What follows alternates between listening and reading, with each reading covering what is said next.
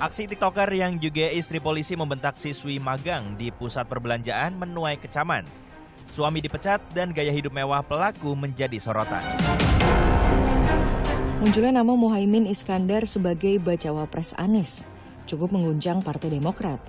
Meski demikian, PKS menghormati keputusan Partai Nasdem dan PKB.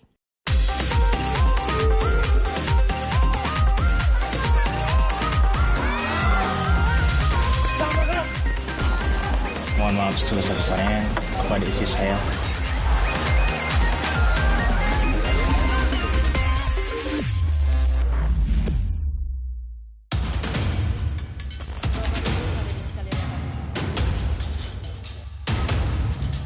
Demokrat akan berikhtiar untuk bergabung dengan koalisi lain.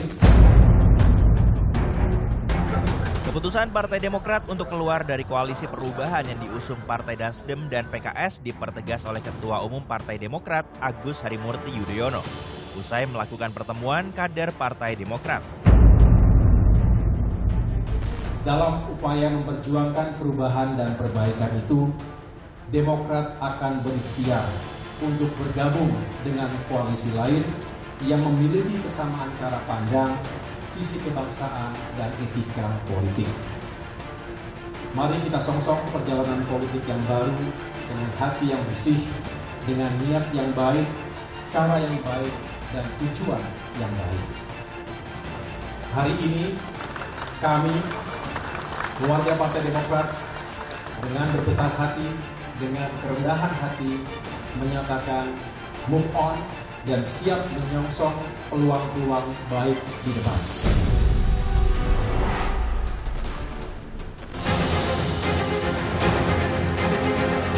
Keputusan ini diambil setelah deklarasi bakal calon wakil presiden yang akan mendampingi Anies Baswedan di Pilpres 2024. Saya mengucapkan selamat kepada pasangan kita, Bung Anies Baswedan sebagai calon presiden.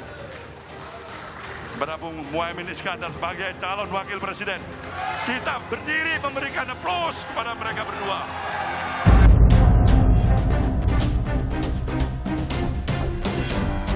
Munculnya nama Muhaimin Iskandar sebagai bacawa pres Anies cukup mengguncang Partai Demokrat.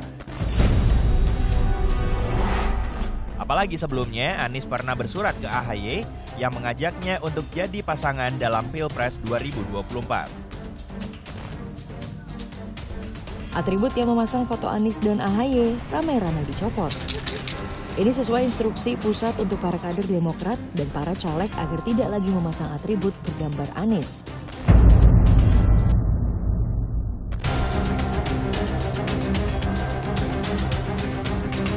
Meski tak ikut dalam deklarasi Anies Imin, PKS menghormati keputusan Partai Nasdem dan PKB.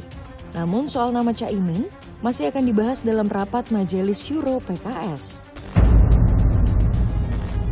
Pada musyawarah Majelis Syuro yang ke-8, PKS telah menetapkan Bapak Anies Rashid Baswedan sebagai bacapres yang diusung oleh PKS. Adapun rekomendasi nama Bapak Abdul Muhaimin Iskandar sebagai bakal calon wakil presiden, insya Allah akan diusulkan untuk dibahas pada musyawarah Majelis Syuro Partai Keadilan Sejahtera.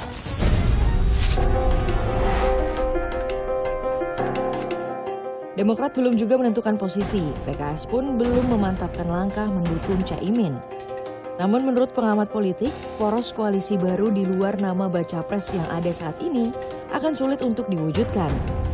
Tapi kalau melihat kecenderungan rata-rata, rasa-rasanya poros yang baru akan terbentuk misalnya, yang sedang begitu ramai diperbincangkan publik, saya menduga ini layu sebelum berkembang, tak ada peminatnya. Ketika wacana ini kemudian dihembuskan, Demokrat misalnya tidak tertarik untuk bergabung.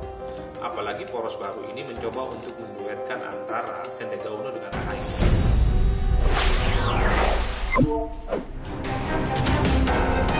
Ini kan nggak bisa bayar cuma belanjaan segini. Tak laporin kamu. Istri polisi ini terus memarahi siswi sekolah yang sedang magang di salah satu pusat perbelanjaan di kota Probolinggo. Istri polisi ini diduga tersinggung karena merasa direndahkan. Dipikir nggak bisa bayar cuma belanjaan segini. Tak laporin kamu.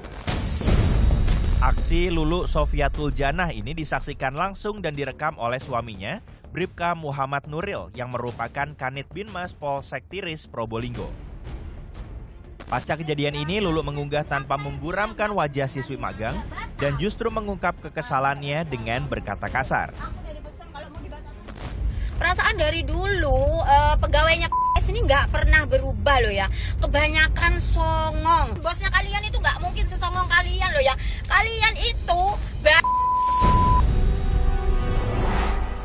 Namun Lulu mengungkap kekesalannya bukan tanpa alasan. kalau memang itu aturan, kalau aku lewat, ngapain dia pakai bilang ke temennya, Rin, nggak dibatalin, Rin, nggak dibatalin. Nah, seakan-akan aku nggak mau beli kan? Ngapain pakai bilang kayak gitu? Terus dia itu aku datengin pertama dia tuh nyolot. Aku tuh bilang gini loh, mana tadi yang bilang nggak dibatalin? Aku Mbak, kenapa? Dia tuh gitu loh. Gara-gara suamiku pegang kamera, dia langsung nunduk, langsung berubah.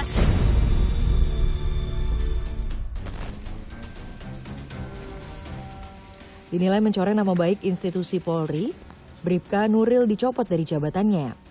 Proses sidang kode etik dan disiplin sedang berjalan ditangani Propam.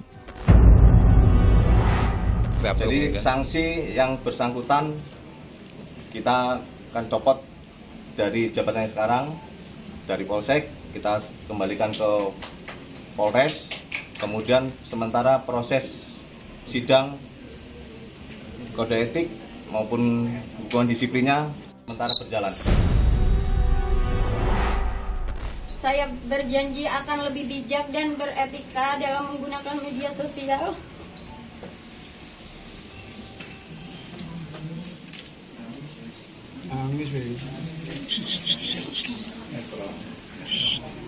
Hal ini adalah pelajaran yang sangat berharga bagi saya. Terima kasih atas perhatiannya. Sekali lagi saya mohon maaf yang sebesar-besarnya.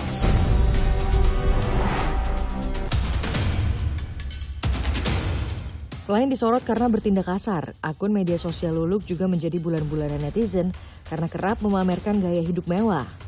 Flexing yang dilakukan Lulu bertolak belakang dengan imbauan Kapolri terkait gaya hidup anggota Polri. Sampai sih magang loh, Dek. Nggak mungkin nggak tak bayar. Aku habis puluhan juta tak bayar, Cok.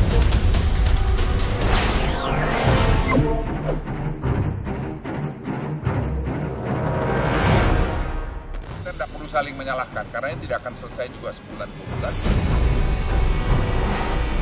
Walau berbagai upaya mengatasi polusi telah dilakukan, namun teror polusi di wilayah Jabodetabek yang beberapa bulan ini menghantui warga belum juga kunjung mereda. Tak tanggung-tanggung, Kementerian Lingkungan Hidup pun telah memeriksa 161 perusahaan industri yang diduga menjadi sumber polusi udara. 11 perusahaan bergerak di bidang industri batubara, peleburan logam, pabrik kertas, dan pabrik arang telah disanksi administratif karena melanggar aturan.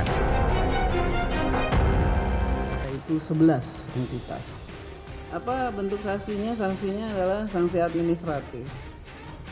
Sanksi administratif itu artinya berdasarkan hasil pemeriksaan dilihat hal-hal apa yang tidak sesuai dengan standar. Presiden Jokowi juga memberikan sanksi penutupan bagi industri yang tidak menggunakan scrubber atau alat pengendali polusi pada gas buangan. Sanksi pasti dan bisa ditutup. Kemarin di rapat sudah sampaikan. Kalau tidak mau memperbaiki, tidak pasang scrubber, tegas.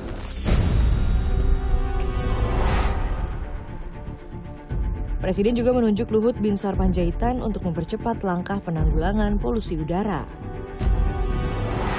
Himbauan kita tidak perlu saling menyalahkan, karena ini tidak akan selesai juga sebulan 2 bulan. It takes like 3 months, 1 tahun baru bisa selesai. Polda Metro Jaya bersama Dinas Lingkungan Hidup Kota Jakarta juga melakukan uji emisi kendaraan guna mengurangi emisi karbon yang diduga menjadi salah satu penyebab tingginya polusi udara. Water cannon milik polisi juga diturunkan untuk mengurangi polusi udara. Badan Riset dan Inovasi Nasional juga telah mengupayakan hujan buatan.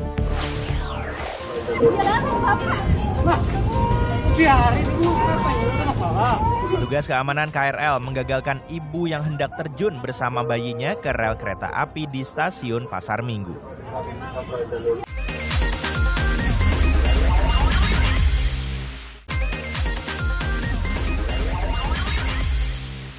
Cepatlah.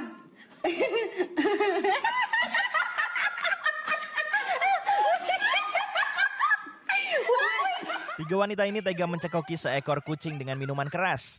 Tiga wanita ini juga tega menyiksa kucing peliharaannya. Emaknya kedua dak talak dah dan tu. Usai kejadian, ketiga pelaku sempat mencoba kabur ke Pekanbaru. Ya mau deh, itu pun kalau kalian bisa lagi.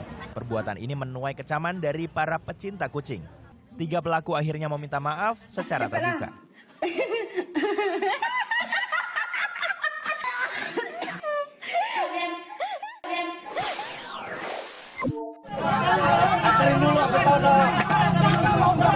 Bentrokan yang terjadi antara dua kelompok warga di Kapuk Muara ini dipicu sengketa lahan yang berlokasi di bekas kebakaran. Dua kelompok bertikai ini adalah pihak yang merasa memiliki lahan dan pihak yang menempati lahan.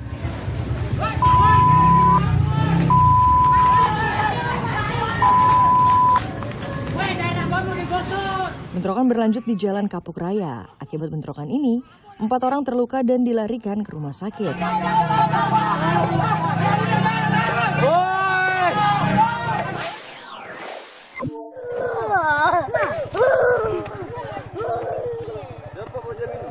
Temannya yang bawa kasir sana. Astaga. Bocah berlumuran lumpur ini ditemukan sempoyongan diduga akibat dicekoki arak madu oleh teman-temannya. Iya kak. Berhenti dulu ah. Minum apa? Arak madu. Polisi dan Babin Kamtipmas akhirnya mendatangi orang tua bocah ini dan mengimbau agar lebih mengawasi anaknya hingga kejadian serupa tidak terulang. Baik kami lihat hayang-hayang tadi kok dia.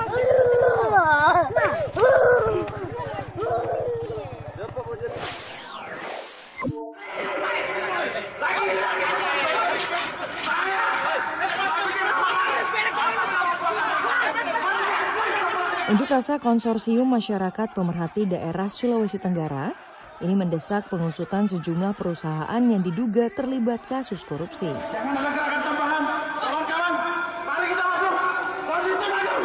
Kericuan terjadi saat massa memaksa masuk ke dalam komplek kantor Kejaksaan Tinggi. Situasi kembali panas setelah massa berupaya membakar ban bekas di depan gerbang.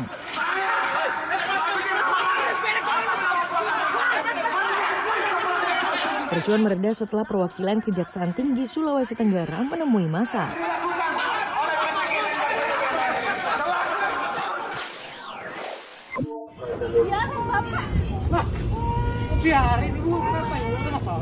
Petugas keamanan KRL menggagalkan ibu yang hendak terjun bersama bayinya ke rel kereta api di stasiun Pasar Minggu.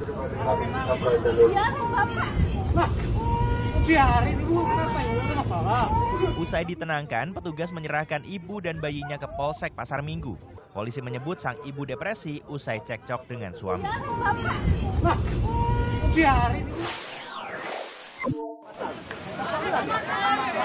Para penumpang kapal feri KMP Mutiara Berkah ini panik menyelamatkan diri saat tahu ada kebakaran. Tak hanya petugas damkar, sejumlah kapal tugboat juga ikut memadamkan api.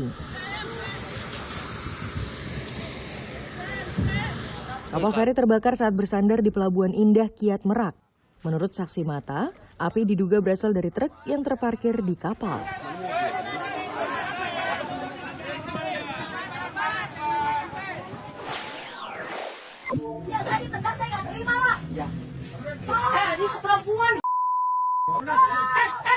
Pria dan wanita ini terlibat cekcok hingga berujung penganiayaan. Diduga pertikaian keduanya akibat salah paham. Nggak boleh lagi itu nih perempuan loh. Pelaku pria sempat menendang korban wanita hingga kesakitan, namun tidak ada yang berani melerai keduanya. Namun kini keduanya telah berdamai.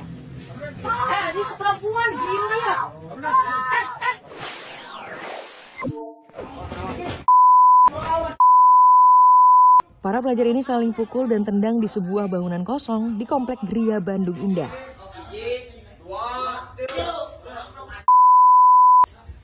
Mereka adalah pelajar kelas 2 dan 3 di salah satu SMP negeri. Namun dari pengakuan mereka, perkelahian ini hanya bercanda untuk mengisi waktu luang usai pulang sekolah.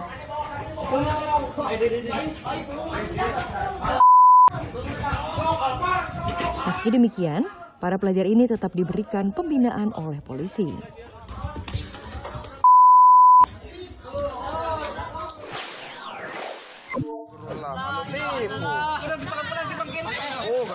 Inilah detik penyelamatan korban tabrakan oleh anggota DPRD Jeneponto.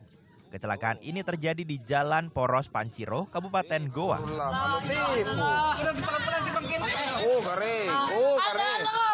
Para korban langsung dibawa ke rumah sakit. Sementara dari keterangan pelaku, saat kejadian membanting setir untuk menghindari kucing yang melintas.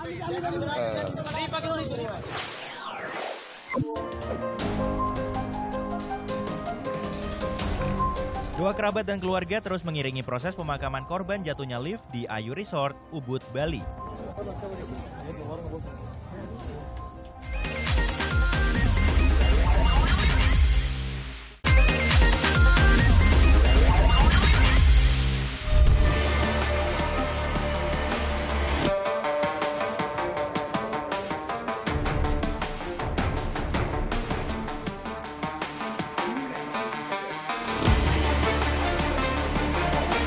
Jadi kami duga maintenance ini tidak rutin.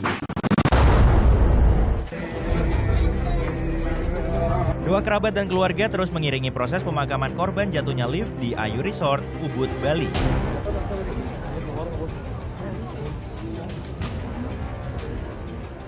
Lima orang karyawan resort tewas dalam peristiwa ini. 2 laki-laki dan 3 perempuan.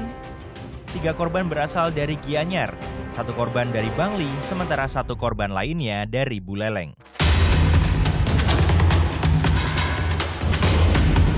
Lift resort yang beroperasi sejak 2019 ini biasa digunakan tamu dan karyawan untuk mengakses area resort yang berada di atas tebing.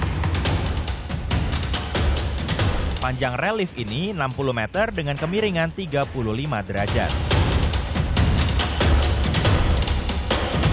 Dari hasil investigasi, polisi telah mengamankan tali lift baja yang putus, gondola, aki, hingga terminal kelistrikan lift. Polisi juga telah memeriksa 11 orang saksi terkait jatuhnya lift. Ada teknisi yang kerja sebagai maintenance yang sudah kita ajak bicara, itu menyatakan bahwa ya kalau memang ada bunyi atau ada yang aneh barulah diperiksa gitu. Jadi kami duga maintenance ini tidak rutin. Namun hal ini dibantah oleh pengelola resort.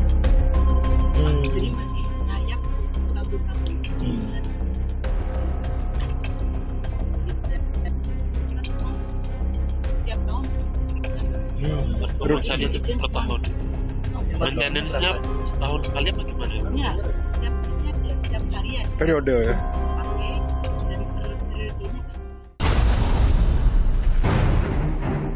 Ayu Terra Resort justru berencana menuntut pihak vendor perusahaan penyedia lift karena dinilai bertanggung jawab merawat lift. Proyek ini dikerjakan oleh vendor, kemudian vendor itu tentunya punya kewajiban dalam rangka untuk maintenance. Nah, kita selaku pengguna sebenarnya, selaku orang yang akan menggunakan, itu sebenarnya sudah berulang-ulang pihak manajemen meminta kepada pihak vendor untuk dilakukan maintenance seprofesional mungkin. Kita akan menuntut nanti pihak vendor.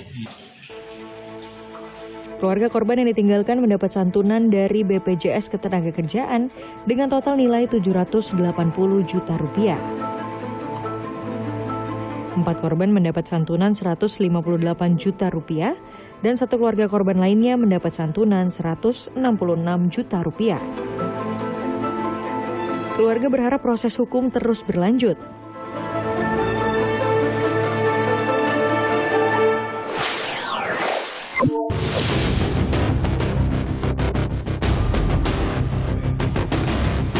Ini bukan kecelakaan fasilitas umum pertama yang memakan korban. Berikut liputannya.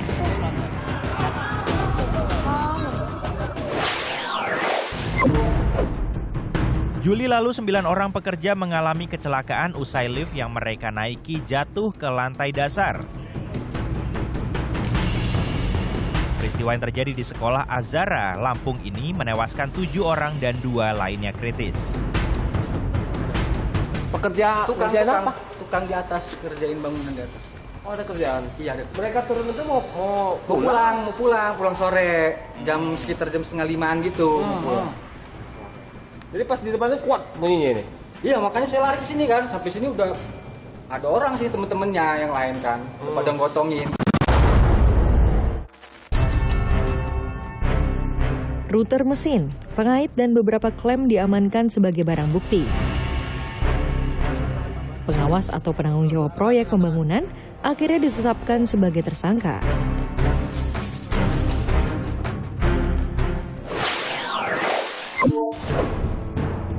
Akhir September 2016, jembatan penyeberangan Pasar Minggu roboh usai hujan lebat.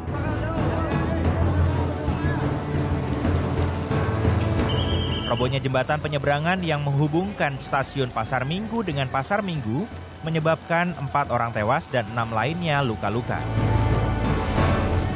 Sebuah mobil bahkan tertimpa jembatan.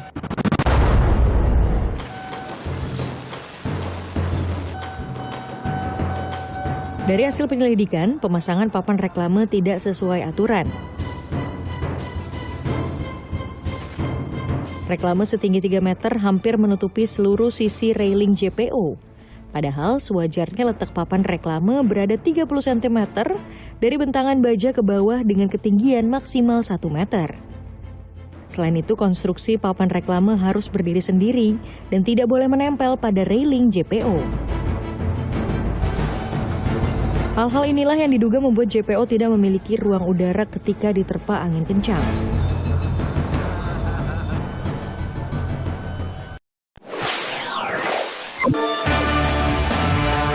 Informasi ini mengakhiri Pop News hari ini. Jangan lupa tetap saksikan Pop News setiap hari Sabtu dan Minggu pukul 9:30 waktu Indonesia Barat. Tentunya hanya di Kompas TV. Terima kasih dan sampai jumpa.